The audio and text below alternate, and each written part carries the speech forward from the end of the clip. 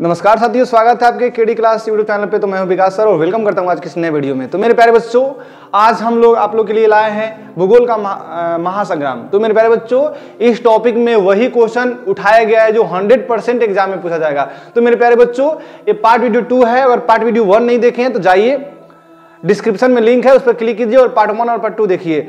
और मैं ये 100% दावे के साथ कर रहा हूं, अगर ये आपको पार्ट 1, पार्ट 2, पार्ट 3 करके वीडियो जो आएगा अगर देखते चल रहे हैं तो भूगोल के क्वेश्चन इससे बाहर से पूछे ही नहीं जाएंगे। तो चलिए हम लोग प्रश्न संख्या 1 की तरफ चल रहे हैं। फुल एक्सप्लेनेशन के साथ हम लोग वीडियो की शुरुआत करते हैं। प्रश्न संख्या को नोट करते चलिएगा आप अपने नोटबुक में कि सर्वाधिक वर्षा होती है। सर्वाधिक वर्षा कहाँ होती है मेरे प्यारे बच्चों? तो सर्वाधिक वर्षा जो है वह मौसिनराम में होती है और मौसिनराम में यही था। और देखिए एग्जाम ये पूछा गया 19 एनुअल एग्जाम में एनुअल एग्जाम में पेपर 2 में पूछा गया है। प्रश्न संख्या नेक्स्ट, हीराकुंड बांध परियोजना किस राज्य में है? हीराकुंड बांध परियोजना जो है वह मेरे प्यारे बच्चों क्या गुजरात में है? नहीं। क्या मध्य प्रदेश में है? नहीं। क्या बिहार में है? नहीं। यह इसका सही ऑप्शन जो है वो उड़ीसा में हीराकुंड बांध परियोजना है। प्रश्न संख्या नेक्स्ट, डॉक्टर मेधा पाटेकर का संबंध किससे है? तो मेरे प्यारे बच्चों, यह इनका संबंध किससे है? तो नर्मदा बचाओ अभियान से, आंदोलन से इनका संबंध है। प्रश्न संख्या नेक्स्ट की तरफ हम लोग चल रहे हैं। प्रश्न संख्या नेक्स्ट मेरे प्यारे बच्चों, निम्नलिखित में कौन केंद्र शासित प्रदेश है? तो केंद्र शासित प्रदेश कौन है? तो चंडीगढ़ जो है वह केंद्र शासित प्रदेश है। उत्तराखंड, छत्तीसगढ़ और केरल जो है वह भारत के राज्य है, केंद्र शासित प्रदेश नहीं है। प्रश्न संख्या नेक्स्ट मेरे प्यारे बच्चों, आयुर्वेद का जनक किसे कहा जाता है? तो आयुर्वेद का जनक किसे कहा जाता है मेरे प्यारे बच्चों? तो चरक को कहा जाता है। क्या कहा जाता है? चरक। चरक जो है वह आयुर्वेद के जनक है। प्रश्न संख्या नेक्स्ट मेरे प्यारे बच्चों, निम्नलिखित में जीवाश्म ईंधन है। जीवाश्म ईंधन क्या है? जिसमें जीवों के अंश पाए जाते हैं। जीवाश्म ईंधन क्या कोयला है, क्या पेट्रोलियम है, क्या प्राकृतिक गैस है, कि इनमें से सभी? इनमें से सभी। तो इसका ऑप्शन सही हो जाएगा मेरे प्यारे बच्चों, सभी। यानी कोयला भी, पेट्रोलियम भी और प्राकृतिक गैस भी सभी जीवाश्म ईंधन है। देख सकते हैं आपको इसको एग्जाम में कैसे पूछा गया है। प्रश्न नेक्स्ट, प्रथम पृथ्वी सम्मेलन कहाँ आयोजित हुआ था? तो मेरे प्यारे बच्चों, प्रथम पृथ्वी सम्मेलन जो है वह रियो डी जेनेरियो में हुआ था। और कब हुआ था? 1992 में हुआ था मेरे प्यारे बच्चों। 1992 में हुआ था और लगभग में इसमें 178 देश के प्रतिनिधियों ने भाग लिया था। 178 देश के प्रतिनिधियों ने भाग लिया था। और यही पूछे दूसरा कहाँ हुआ था मेरे प्यारे बच्चों? तो द्वितीय वह न्यूयॉर्क में हुआ था। क्या मेरे प्यारे बच्चों? द्वितीय पृथ्वी सम्मेलन न्यूयॉर्क में हुआ था। और जोहान्सबर्ग में मेरे प्यारे बच्चों तृतीय हुआ था। क्या हुआ था? तृतीय पृथ्वी सम्मेलन जो है वह जोहान्सबर्ग में हुआ था। प्रश्न संख्या नेक्स्ट, बॉक्साइट का सबसे बड़ा उत्पादक राज्य है। सबसे बड़ा उत्पादक राज्य क्या है मेरे प्यारे बच्चों? तो बॉक्साइट का सबसे अधिक उड़ीसा में जो है बॉक्साइट जो है सबसे अधिक पाया जाता है और वहां पे उत्पादक भी है। झारखंड में कोयला का उत्पादक है। क्या मेरे प्यारे बच्चों? कोयला। प्रश्न संख्या नेक्स्ट, निम्नलिखित में कौन खरीफ फसल है? मेरे प्यारे बच्चों, निम्नलिखित में कौन खरीफ फसल है? क्या गेहूं है, क्या सरसों है, क्या चावल है, क्या मटर है? तो मेरे प्यारे बच्चों, गेहूं जो है वह रबी फसल है। क्या है? रबी। गेहूं, सरसों और मटर। गेहूं, सरसों और मटर जो है रबी फसल है। और खरीफ फसल बोल रहा है तो चावल जो है यह खरीफ फसल है। अगर यही पूछे खरीफ फसल की बुआई कब होती है, तो खरीफ फसल की बुआई जून से, खरीफ फसल की जो बुआई है वह कब होती है? तो जून और जुलाई में खरीफ फसल की बुआई होती है। ठीक है मेरे प्यारे बच्चों। और यही पूछे कि कटाई कब होती है, तो अक्टूबर और नवंबर। अक्टूबर और नवंबर में इसकी क्या होती है? कटाई होती है। प्रश्न नेक्स्ट मेरे प्यारे बच्चों, और वही पूछे खरीफ फसल मेरे प्यारे बच्चों, इसके अलावा खरीफ फसल चावल के अलावा क्या हो सकता है? तो मेरे प्यारे बच्चों, गन्ना जो है वह खरीफ फसल हो जाएगा। क्या मेरे प्यारे बच्चों?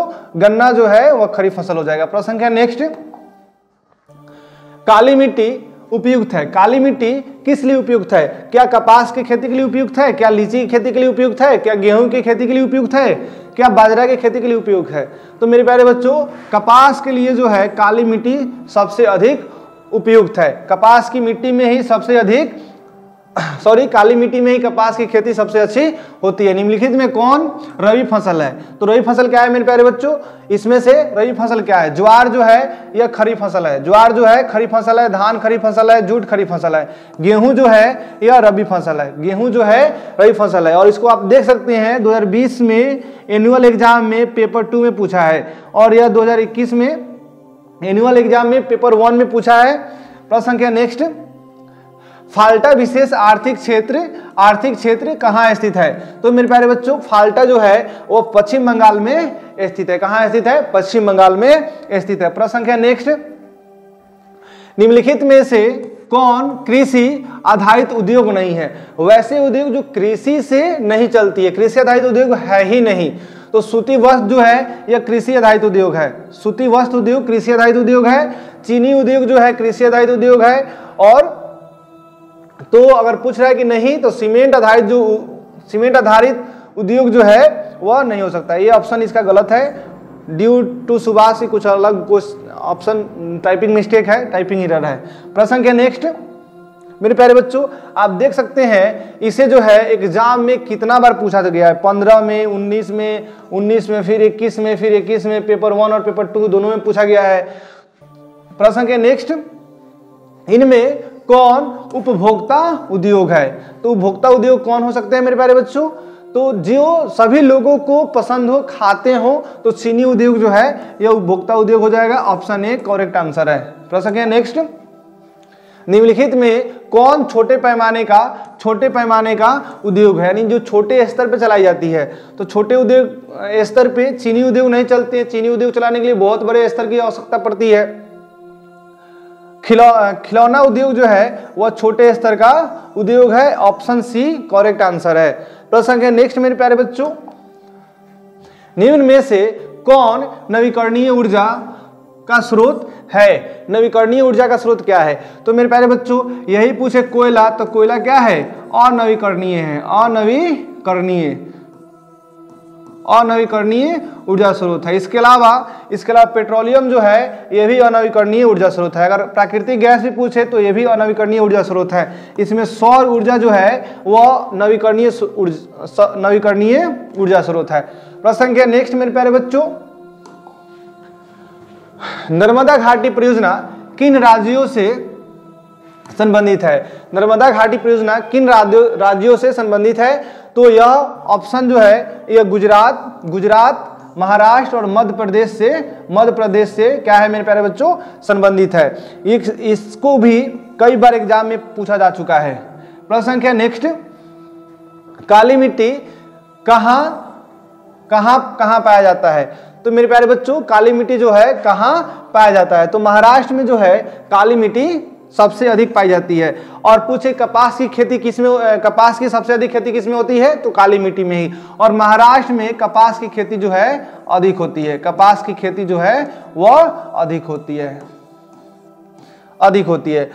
अगर यही पूछे पश्चिम बंगाल में, तो पश्चिम बंगाल में जलोढ़ मिट्टी जो है बहुत अधिक मात्रा में पाया जाता है। वही झारखंड में पूछ दे तो झारखंड का ऐसा क्षेत्र है, पठारी क्षेत्र है, तो यहाँ पे लाल मिट्टी अधिक देखने को मिलती है। लाल मिट्टी जो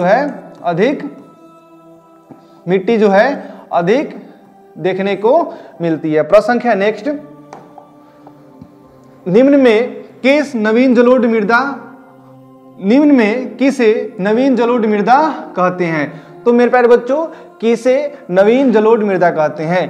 क्या खादर कहते हैं, क्या बांगर को, या रेंगुर को, या इनमें सभी? तो मेरे प्यारे बच्चों, नवीन जलोढ़ मृदा को क्या बोलते हैं? खादर बोलते हैं, जो ऑप्शन ए करेक्ट आंसर है। प्रश्न संख्या नेक्स्ट मेरे प्यारे बच्चों, पर्यावरण संरक्षण हेतु पहला विश्व शिखर सम्मेलन का आयोजित कब किया गया मेरे प्यारे बच्चों? कब किया गया? तो 1972 ईस्वी में विश्व शिखर सम्मेलन का आयोजन किया गया।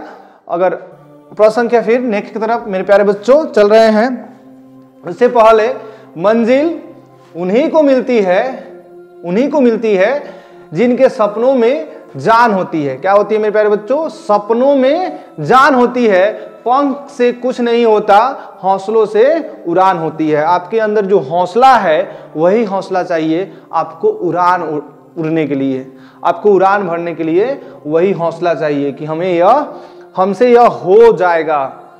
प्रश्न संख्या नेक्स्ट मेरे प्यारे बच्चों, निम्नलिखित में कौन अजैव संसाधन है? अजैव संसाधन कौन है? तो अजैव संसाधन, जैव संसाधन किसे कहते हैं? तो जैव संसाधन मेरे प्यारे बच्चों जिसमें जीव जंतु आते हैं, यानी प्राणी मतलब सजीव प्राणी आते हैं। क्या आते हैं? सजीव प्राणी, जिसमें जीवन हो, सजीव प्राणी आते हैं। और अजैव में वैसे आते हैं जिसमें जीवन नहीं है। तो मनुष्य में जीवन है तो यह जो है जैव संसाधन हो जाएगा। क्या हो जाएगा? जैव। पेड़ जो है ये भी जैव संसाधन हो जाएगा, पक्षी जो है ये भी जैव संसाधन हो जाएगा। और पूछ रहा है अजैव संसाधन कौन सा है? तो नदी जो है यह अजैव संसाधन हो जाएगा। ऑप्शन सी बिल्कुल सही है। प्रश्न संख्या नेक्स्ट मेरे प्यारे बच्चों, निम्नलिखित में किस फसल को उजला, किस फसल को मेरे प्यारे बच्चों उजला सोना कहा जाता है? उजला सोना किसे कहा जाता है? तो कपास जो है यह उजले रंग का दिखाई देता है और कपास जो है उजला सोना है। ऑप्शन बी करेक्ट आंसर है मेरे प्यारे बच्चों। इसको भी कितना बार एग्जाम में पूछा जा चुका है, आप देखते चलिए सब। प्रश्न है नेक्स्ट, दामोदर नदी घाटी परियोजना किस राज्य में स्थित है? दामोदर नदी घाटी परियोजना किस राज्य में स्थित है? तो यह पश्चिम बंगाल में स्थित है। कहाँ स्थित है मेरे प्यारे बच्चों?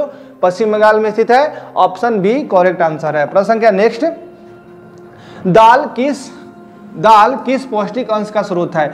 यानी दाल में सबसे अधिक क्या पाया जाता है? कौन से पोषक तत्व पाए जाते हैं? तो आप कहिएगा सर प्रोटीन जो है सबसे अधिक पाया जाता है। कार्बोहाइड्रेट पूछे तो कार्बोहाइड्रेट चावल और आलू में अधिक पाया जाता है। चावल और आलू में मेरे प्यारे बच्चों। और वही पूछे विटामिन डी, तो विटामिन डी जो है सूर्य के प्रकाश में सबसे अधिक मिलती है। सूर्य के प्रकाश हम जब सुबह में लेते हैं, सुबह में जब हम सब सूर्य के प्रकाश लेते हैं तो उससे सबसे अधिक विटामिन डी मिलती है। और वही वसा पूछ दे तो वसा तेलहन से, यानी तेल वाली जो तेल खाते हैं, सरसों का तेल, उसके बाद और सारी तेल होती है जो मतलब कच्ची घानी रिफाइन होती है, ये सबसे मिलती है।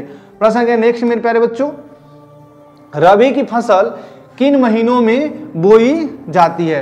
रबी फसल किन महीनों में बोई जाती है? तो अभी जस्ट रबी फसल की बुआई हुई है। और रबी फसल में कौन कौन आते हैं? तो गेहूं आते हैं। कौन कौन आते हैं? गेहूं आते हैं, मटर आते हैं, ठीक है, गेहूं, मटर, सरसों, तोरी, ठीक है। और इसकी बुआई कब होती है?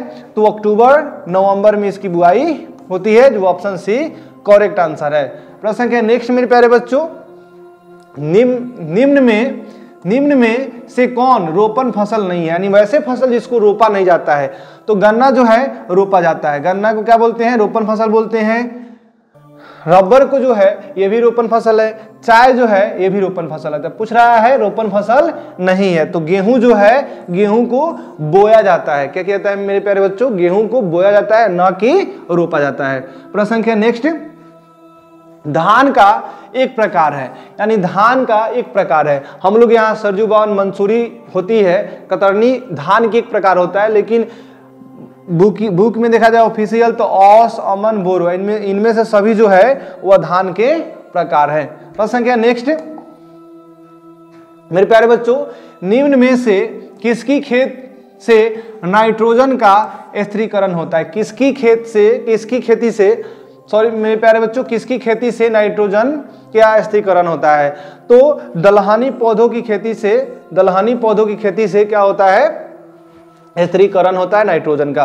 प्रश्न संख्या नेक्स्ट मेरे प्यारे बच्चों, कि कह रहा है कि किस भाग में मैंग्रोव वन का सबसे अधिक विस्तार पाया जाता है, यानी सबसे अधिक मैंग्रोव वन पाया जाता है? तो मेरे प्यारे बच्चों यह सुंदर वन में सबसे अधिक जो है मैंग्रोव वन पाया जाता है। प्रश्न संख्या नेक्स्ट, इनमें कौन औद्योगिक अवस्थिति का कारक नहीं है मेरे प्यारे बच्चों? यानी औद्योगिक अवस्थिति का कारक नहीं है, तो जनसंख्या औद्योगिक अवस्थिति का कारक नहीं है। मेरे प्यारे बच्चों आज के लिए इतना ही। अगर आपको यह वीडियो अच्छा लगा तो अपने दोस्तों के पास शेयर कीजिए। अगर मेरे प्यारे बच्चों अगर आप इसके बाद की वीडियो देखना चाहते हैं तो आप केडी क्लास चैनल को जरूर सब्सक्राइब कीजिए और मेरे प्यारे बच्चों ये पार्ट 1 और पार्ट 2 करके वीडियो आ रहा है, इसको देखिए और 100% बोल रहा हूं, फिर से बोल रहा हूं 100% एग्जाम में यहीं से पूछे जाएंगे। तो आप इसे जरूर से पढ़िए, ठीक है, और जितना हो सके उतना दबा के शेयर कीजिए अपने दोस्तों के पास, क्योंकि यह एग्जाम में बहुत ही इंपॉर्टेंट है। जय हिंद, जय भारत।